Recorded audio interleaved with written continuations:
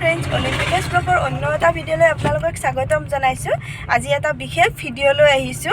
এইটো হৈছে আজি মা মনসা মন্দিৰলৈ গৈ আছো আমি ৰাণী চাপৰি মা মনসা মন্দিৰ যেটো আপোনালোকৰ জালুকবাৰী হৈ আপোনাৰ পলাকবাৰী ৰোডত আছে।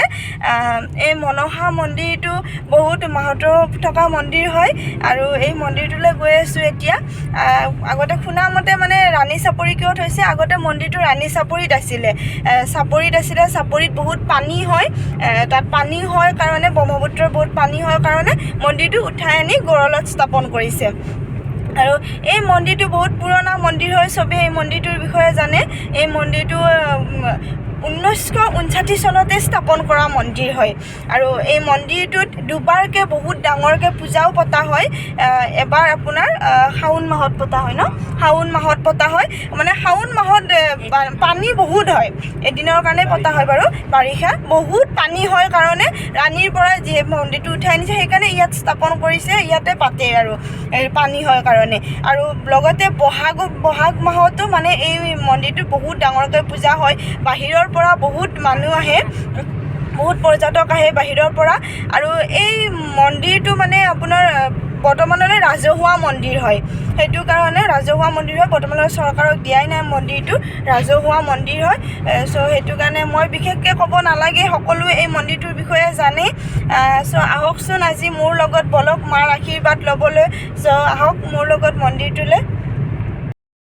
এয়া আমি জালুকবাৰী পালোঁ আৰু জালুকবাৰীৰ পৰা এনেকৈ আপোনাৰ ক্ৰছ হৈ কিনে পলাকবাৰী, এইটো পলাকবাৰী ৰোডলৈ গৈ আছোঁ। এনেকৈ জালুকবাৰীৰ পৰা গুৱাহাটীৰ পৰা আহিলে এইটো চাইডৰ হ'ব, এইটো গুৱাহাটী বিমানবন্দৰ।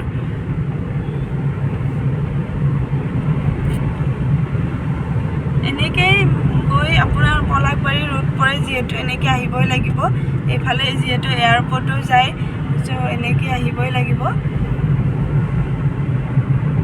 এইটো ভূপেন হাজৰিকাৰ সমাধি ক্ষেত্ৰ।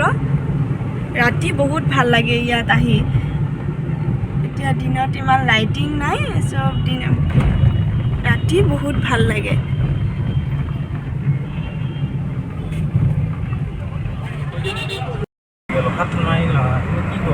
এতিয়া এনেকৈ আমি আহি আছোঁ ধুনীয়াকৈ। ইফালে বহুত মন্দিৰ পোৱা যায় মাজত, বহুত ইয়াতে আৰু এটা বহুত জনজাত বিখ্যাত মন্দিৰ আছে আপোনাৰ লংকেশ্বৰ মন্দিৰ। লংকেশ্বৰ শিৱ মন্দিৰ হয়, ইয়াতো বহুত দূৰৰ পৰা পৰ্যটক আহে এই মন্দিৰটোতো। এতিয়া সেই মন্দিৰটো আমি পাম, লাহে লাহে গৈ আছোঁ যিহেতু। এইফালে তেনেকৈ চাইনবোৰ্ড দিয়াই আছে, চাওক আপোনালোকে লংকেশ্বৰ মন্দিৰ পালোঁ আমি। লংকেশ্বৰ মন্দিৰ ইয়াতেও এবাৰ আশীৰ্বাদ লওঁ, কেতিয়াবা আপোনালোককো এই লংকেশ্বৰ মন্দিৰলৈ লৈ আহিম। এনেকৈ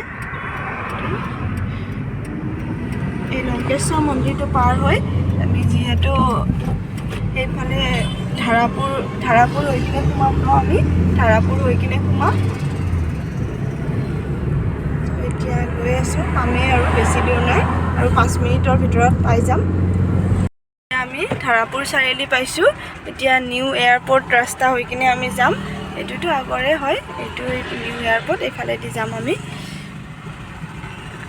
জাম হৈ আছে এতিয়া বৰ্তমান, ট্ৰেফিক হৈ আছে, সেইটো কাৰণে যাম আৰু এইফালে এনেকৈ যাম।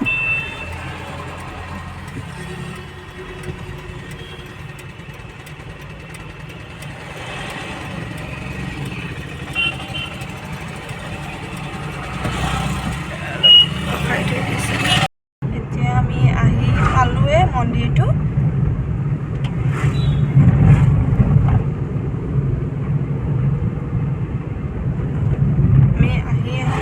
পালোঁ বাৰু মন্দিৰটো।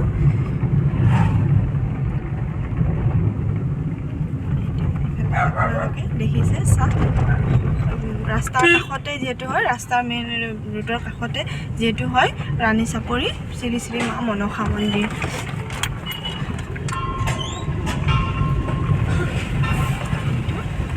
আহি পালোঁ আমি এতিয়া। গাড়ীখন ৰাখিম ইয়াতে।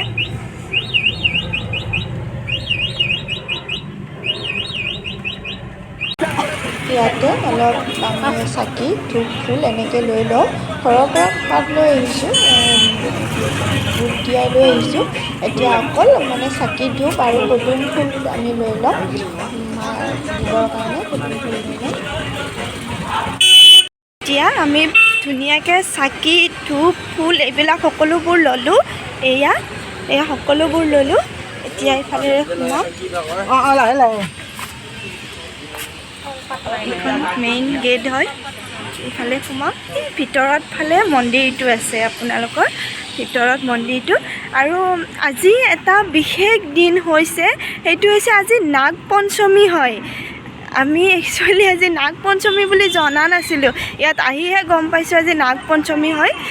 চ' এতিয়া আমি মন্দিৰটোৰ ভিতৰলৈ গৈ আছোঁ মাৰ আশীৰ্বাদ ল'বলৈ।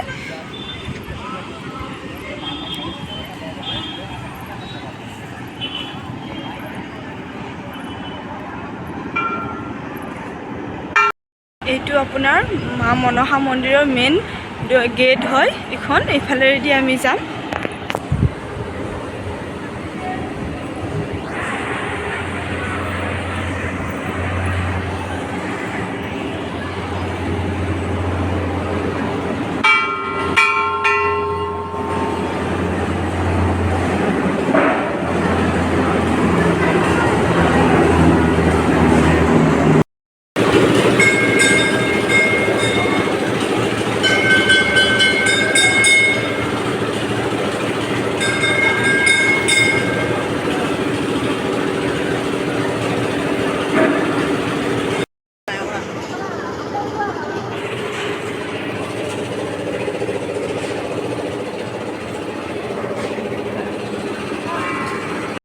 আমাৰ এতিয়া চাকি ধূপ এইবিলাক জ্বলোৱা হৈ গ'ল।